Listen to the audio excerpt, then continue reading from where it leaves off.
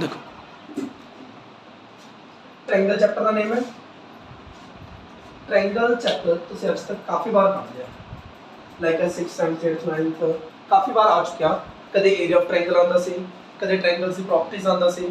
9th class च तुसी congruent of triangle बारे पढ़िया सी कॉन्ग्रुएंट ऑफ ट्रायंगल बारे पढ़िया सी ते जिहड़ी 10th च स्टडी है वो थोड़ी सिमिलर ऑफ ट्रायंगल बारे पहली गल तुम्हें पता होनी चाहिए ट्रायंगल आज तक काफ़ी बार पढ़ लिया 9th क्लास च जिहड़ी थोड़ी स्टडी सी वो सारी कॉन्ग्रुएंट बारे सी 10th की जिहड़ी स्टडी चलोगी वो थोड़ी सिमिलर बारे सी ठीक है तो पहला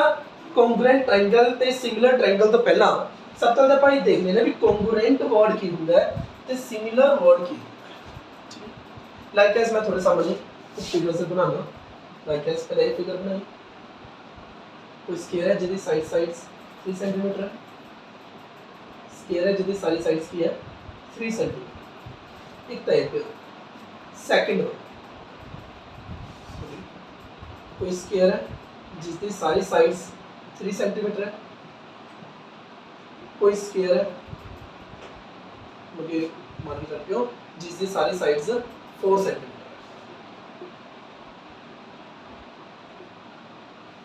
एक तीसरा पेयर मान लो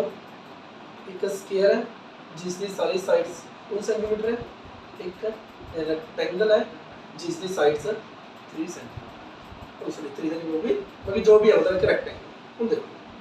ये मैं की बनाया ये भी देखो बिल्कुल सेम टू सेम है ना इन्हां दी शेप भी सेम है ते साइज भी सेम ये ਜਿਹੜੀ तुम्हें फिगर बनाई है साइज ਇਹਦੀ ਵੀ 3 सेंटीमीटर 3 सेंटीमीटर सारी इन्हां दी शेप भी सेम है ते साइज भी सेम है क्योंकि ए भी स्क्वायर है ए भी स्क्वायर है तो शेप तो सेम है साइज भी सेम है क्योंकि ਇਹਦੀ भी सारी साइड्स 3 सेंटीमीटर है ਇਹਦੀ भी सारी साइड्स 3 सेंटीमीटर है ਤੇ ਇਹਦੀ शेप भी सेम है ਤੇ साइज भी सेम है तो अगर इसकी शेप भी सेम होवे साइज भी सेम होवे वो की बोलेंगे की बोलेंगे मतलब टू फिगर्स नो मैं कॉन्ग्रुएंट को तो बोला जब उनकी शेप भी सेम होवे साइज भी सेम होवे लाइक अस अगले फिगर में हुन देखो ए बी स्क्वायर है ए बी स्क्वायर है ਇਹਦੀ शेप तो सेम है लेकिन ਇਹਦੀ हर एक साइड 3 सेंटीमीटर दी हर एक साइड 4 सेंटीमीटर है साइज सेम नहीं है और अगर कल्ली शेप सेम होवे उनको बोलेंगे सिमिलर ए भी है मतलब कि अगर शेप सेम होवे साइज का पर कुछ नहीं पता साइज सेम हो भी सकता है साइज सेम नहीं हो सकता मतलब ਜਿਹੜੀ ए फिगर है ये सिमिलर है ये कॉन्ग्रुएंट नहीं है कॉन्ग्रुएंट क्यों नहीं है क्योंकि इसकी साइज नहीं सेम ਇਹਦੀ सिर्फ और सिर्फ शेप सेम है तो ये सिमिलर है ये कॉन्ग्रुएंट नहीं है ये ट्रायंगल ये ਜਿਹੜੀ फिगर सिमिलर है ये कॉन्ग्रुएंट नहीं है जबकि ये सिमिलर भी है ते कॉन्ग्रुएंट भी है क्योंकि इसकी शेप भी सेम है ते साइज भी सेम है लेकिन अगर मैं इन्हें बात करूं ये एक स्क्वायर बनाया हुआ है ते एक रेक्टेंगल बनाया हुआ है इन्हां दी शेप सेम नहीं है ना साइज सेम ना तो ये सिमिलर ना ही ये मतलब मेरे कहने का मोटिव की है अगर टू जे मैं फिगर बनाई उन्हां दी ना तो शेप सेम ना ही साइज सेम तो ना सिमिलर ना कॉन्ग्रुएंट लेकिन अगर मैं कोई शेप्स बनाई उन्होंने शेप तो सेम है लेकिन साइज सेम नहीं है तो सिर्फ और सिर्फ की है सिमिलर है अगर मैं दो फिगर्स बनाई जिन्होंने शेप भी सेम है साइज भी सेम है तो क्या होंगे सिमिलर भी होंगे ते कॉन्ग्रुएंट भी होंगे लाइक एज एदी थाते मैं हुन सर्कल्स बनावांगा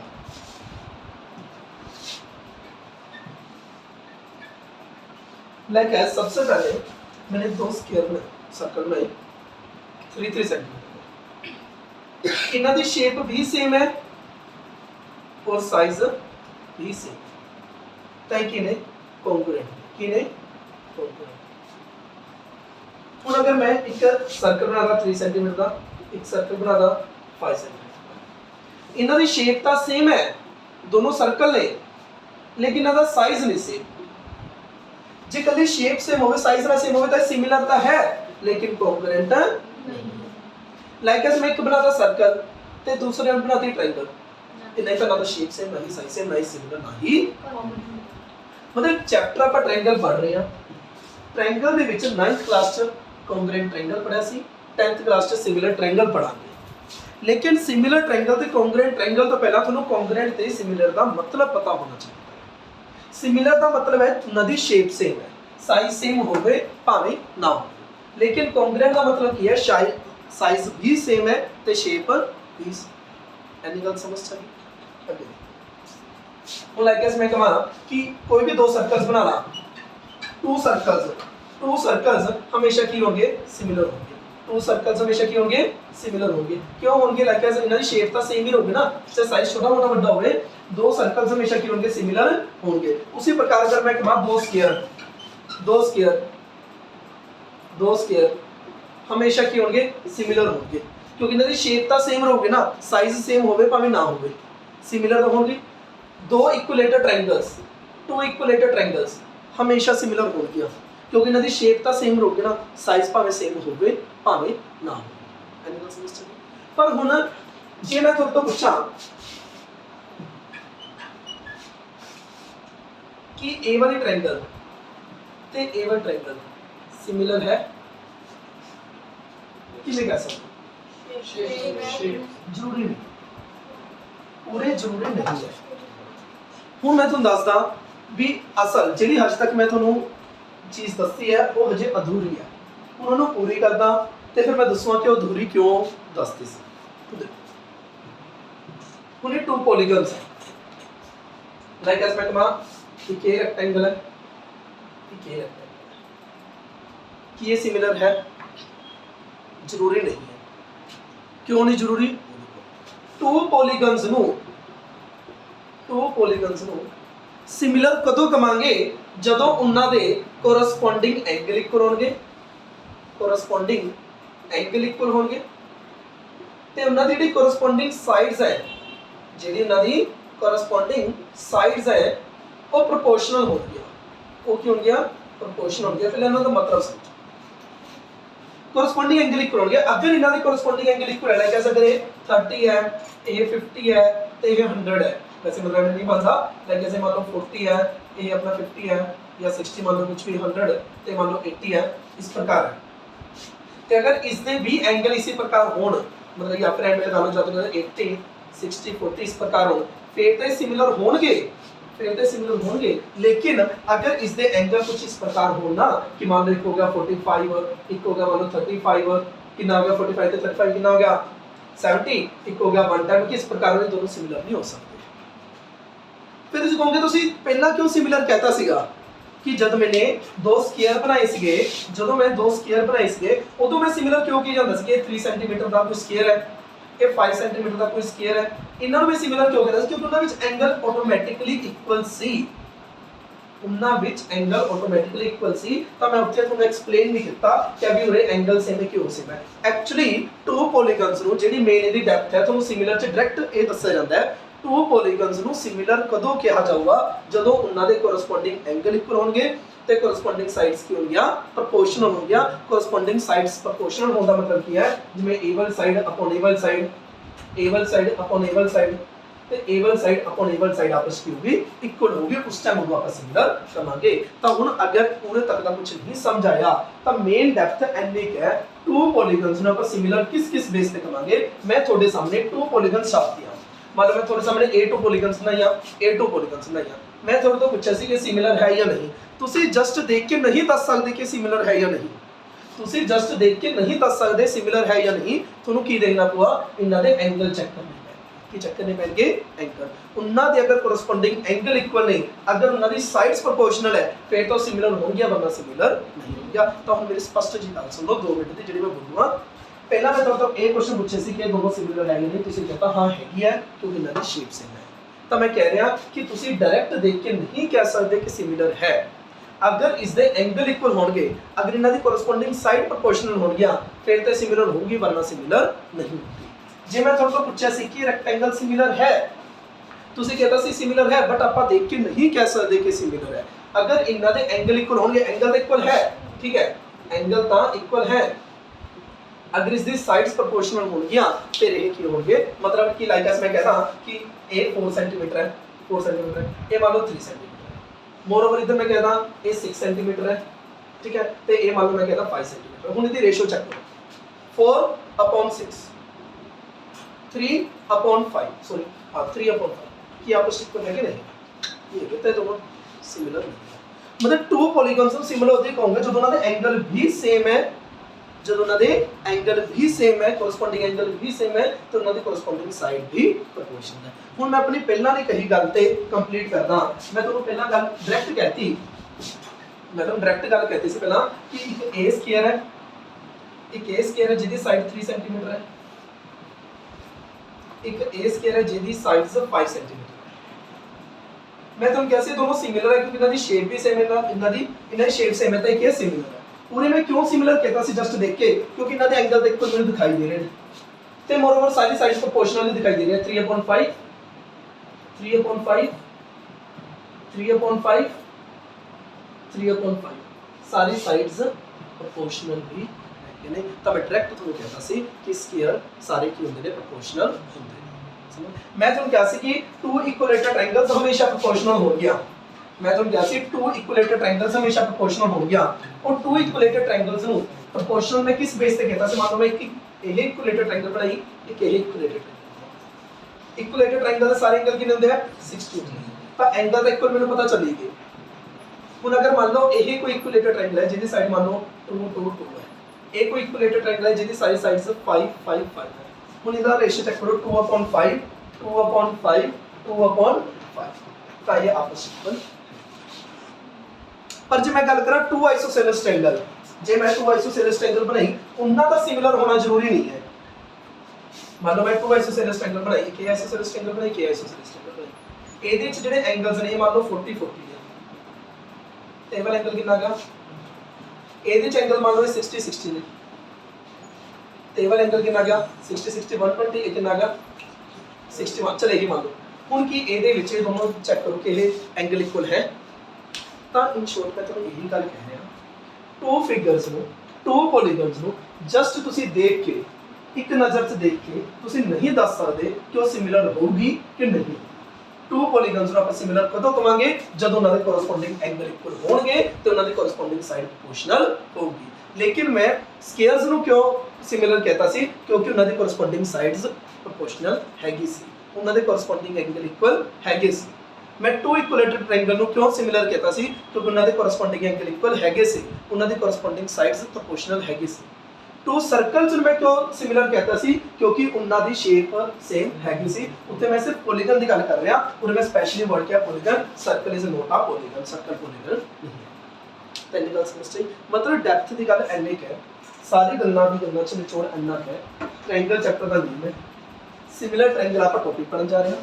पहला अपने कॉन्ग्रुएंट ट्रायंगल पढ़े हुए हैं। कॉन्ग्रुएंट का मतलब क्या है, जिन्ना दा शेप भी सेम होवे, साइज भी सेम हो। लेकिन सिमिलर का मतलब क्या है, जस्ट शेप सेम होवे बहुत है, साइज सेम होवे भावें ना होवे आपां नूं कोई मतलब नहीं। जे शेप सेम है तो सिमिलर है। लेकिन टू पॉलीगन्स नूं जस्ट तुसीं देख के नहीं दस सकते कि उन्हां दी शेप सेम है या शेप सेम नहीं है। टू पॉलीगन्स नूं आपां सिमिलर कदों कहांगे, जद उन्हां दे कोरस्पोंडिंग एंगल इक्वल होणगे ते उन्हां दे कोरस्पोंडिंग साइड्स प्रोपोर्शनल होणगे। समझ लगी। टू सर्कल्स हमेशा सिमिलर होंगे, टू स्क्वायर हमेशा सिमिलर होंगे, टू इक्विलेटरल ट्रायंगल्स हमेशा सिमिलर होंगे, क्योंकि इन्हां दी साइड्स भी प्रोपोर्शनल है ते इन्हां दे एंगल भी इक्वल है। समझ लगी। ये बच गया। ते टू पॉलीगन्स ਨੂੰ ਆਪਾਂ सिमिलर ਕਦੋਂ ਕਹਾਂਗੇ, ਜਦ ਉਹਨਾਂ ਦੇ ਕੋਰਸਪੋਂਡਿੰਗ ਐਂਗਲਸ ਇਕੁਅਲ ਹੈ, ਉਹਨਾਂ ਦੇ ਕੋਰਸਪੋਂਡਿੰਗ ਸਾਈਡਸ ਪ੍ਰੋਪੋਰਸ਼ਨਲ ਨੇ। ਕੋਰਸਪੋਂਡਿੰਗ ਸਾਈਡਸ ਕੀ ਨੇ, ਪ੍ਰੋਪੋਰਸ਼ਨਲ। ਸਮਝ ਆਇਆ ਕਨਸੈਪਟ। ਹੁਣ ਲਾਈਕ 6.1 से देखो ਜਿਹੜੇ क्वेश्चन ने, बस बुक ना कर लो, मैं ही पूछो और जवाब दे दियो बस। 6.1 ਦੇ ਵਿੱਚ फर्स्ट क्वेश्चन है, ਕਹਿੰਦੇ all circles are dash, ਸਾਰੇ ਸਰਕਲਸ ਕੀ ਹੁੰਦੇ ਨੇ, ਸਿਮਿਲਰ ਜਾਂ ਕੌਂਗਰੂਐਂਟ, ਸਿਮਿਲਰ। टू सर्कल्स की होंगे हमेशा सिमिलर होंगे, कॉन्ग्रुएंट होने जरूरी नहीं है। लाइक इसमें के सर्कल बनाता है 3 सेंटीमीटर, एक के सर्कल बनाता है 5 सेंटीमीटर रेडियस का, ये दोनों सिमिलर ने लेकिन ये कॉन्ग्रुएंट नहीं है। लेकिन टू सर्कल्स हमेशा की होंगे सिमिलर।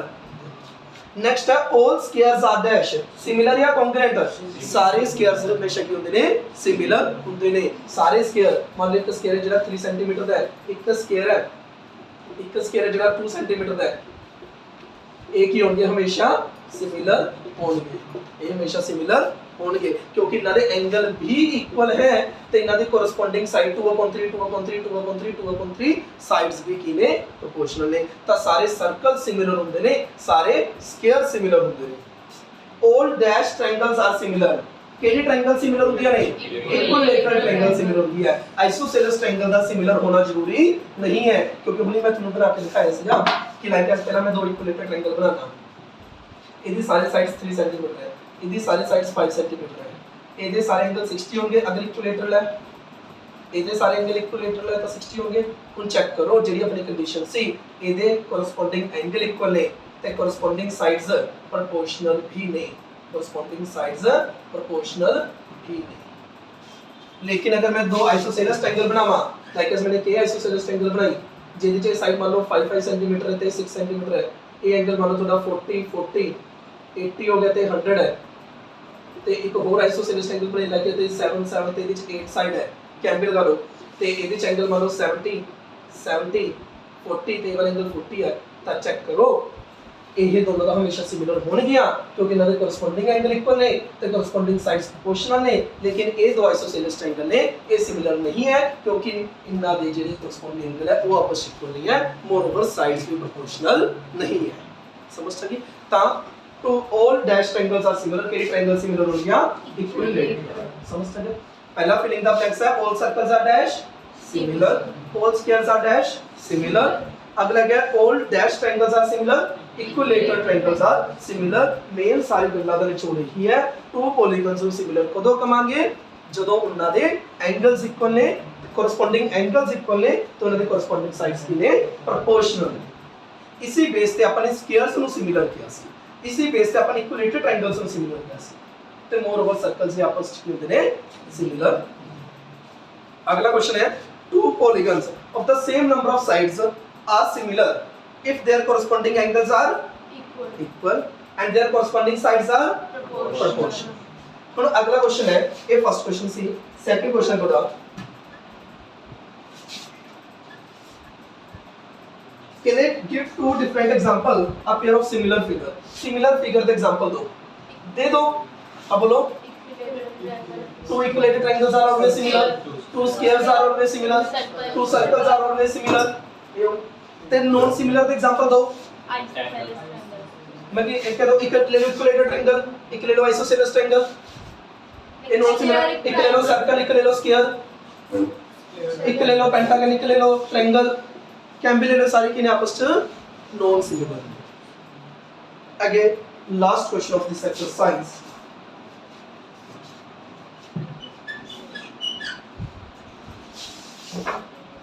एक ਤੁਹਾਨੂੰ क्वाड्रिलेटर ਦਿੱਤੀ ਹੈ 1.5 centimetre P Q R S 1.5 centimetre 1.5 centimetre 1.5 centimetre एक और क्वाड्रिलेटर ਦਿੱਤੀ है 3 सेंटीमीटर 3 सेंटीमीटर 3 सेंटीमीटर 3 सेंटीमीटर कि ਇਹ ਦੋਨੋਂ पॉलीगन्स सिमिलर है यस और नो क्यों नहीं है क्योंकि एंगल इक्वल नहीं है इन्हां दे कोरस्पोंडिंग एंगल इक्वल नहीं है तो सिमिलर नहीं है तो मतलब पूरी एक्सरसाइज च बार सिर्फ इको गल कही है टू पॉलीगन्स नु सिमिलर कदों कवांगे जदों उन्हां दे कोरस्पोंडिंग एंगल इक्वल ने जदों उन्हां दे कोरस्पोंडिंग एंगल इक्वल ने ਤੇ ਇਹਨਾਂ ਦੀ ਜੋ ਕੋਰਸਪੋਂਡਿੰਗ ਸਾਈਡਸ ਹੈ ਜੋ ਉਹਨਾਂ ਦੀ ਕੋਰਸਪੋਂਡਿੰਗ ਸਾਈਡਸ ਹੈ ਉਹ ਕਿਨੇ ਪ੍ਰੋਪੋਰਸ਼ਨਲ ਇਹ ਆਪਾਂ ਹਜੇ ਤੱਕ ਸਾਰੇ ਪੋਲੀਗਨ ਦੀ ਜਨਰਲ ਗੱਲ ਕੀਤੀ ਹੈ ਕੋਈ ਵੀ ਪੋਲੀਗਨ ਹੈ ਉਸ ਨੂੰ ਸਿਮਿਲਰ ਕਦੋਂ ਕਵਾਂਗੇ ਜਦੋਂ ਉਹਨਾਂ ਦੇ ਕੋਰਸਪੋਂਡਿੰਗ ਐਂਗਲ ਇਕੁਅਲ ਨੇ ਤੇ ਕੋਰਸਪੋਂਡਿੰਗ ਸਾਈਡਸ ਪ੍ਰੋਪੋਰਸ਼ਨਲ ਨੇ ਜੇ ਆਪਾਂ ਦੇਸੀ ਗੱਲ ਚ ਕਰੀਏ ਦੇਸੀ ਭਾਸ਼ਾ ਚ ਗੱਲ ਕਰੀਏ ਸਿਮਿਲਰ ਕਦੋਂ ਕਹਿੰਦੇ ਆ ਜਦੋਂ ਉਹਨਾਂ ਦੀ ਸ਼ੇਪ ਸੇਮ ਹੈ साइज सेम होवे भावे ना होवे लेकिन अगर शेप सेम है तो की होंगे सिमिलर होंगे ते शेप आप डायरेक्ट देख के नहीं दस सकते शेप कदों दसी जाऊगी एंगल्स देख के ते हुन जेड़ा क्वेश्चन कल प्रिंस ने पूछा सीगा कि अगर टू ट्रायंगल्स ने कि अगर आपने उन्हें सिमिलर प्रूफ करना है सिमिलर तो पहली गल सिंपल है मिलता बस जिवें कॉन्ग्रुएंट दा तो ये हुंदा सिंबल कॉन्ग्रुएंट दा ये हुंदा सिमिलर दा जस्ट ए सिंपल क्योंकि कॉन्ग्रुएंट मतलब इक्वल भी है ते सिमिलर भी है ये दोनों सिमिलर का जस्ट ए सिंबल होता है टू ट्रायंगल्स नु अगर अपन सिमिलर प्रूफ करना है कि मैंने ओदे तीनों एंगल्स इक्वल प्रूफ करने पैणगे ते मोर ओवर तीनों साइड्स प्रोपोर्शनल प्रूफ करनी पैणगियां नहीं